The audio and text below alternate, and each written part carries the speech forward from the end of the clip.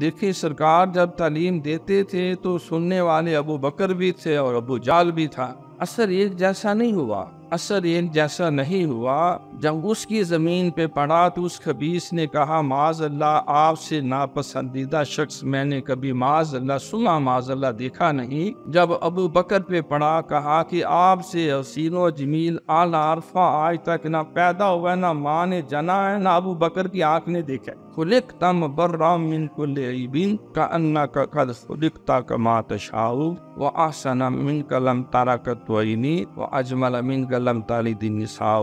تو تعلیم و تربیت یہ مجموعوں میں نہیں ہوتی، یہ انڈیویجول ہوتی ہے۔ شیخ کو کو ہر ایک کے مزاج، طبیعت، استعداد کے مطابق لے کے چلنا ہوتا ہے، کیونکہ ہماری یہ نشست جو ہے یہ صرف نشستن گفتن کھردن پر خاصتن نہیں، یہ ایک تعلیم و تربیت کا نظام ہے۔ ہم یہاں کوئی پیغام لینے اور دینے کے لیے بیٹھے ہوتے ہیں، تو یہ سلسلہ جو ہے تعلیم و تربیت کا یہ علی منہاج النبوہ ہوتا ہے۔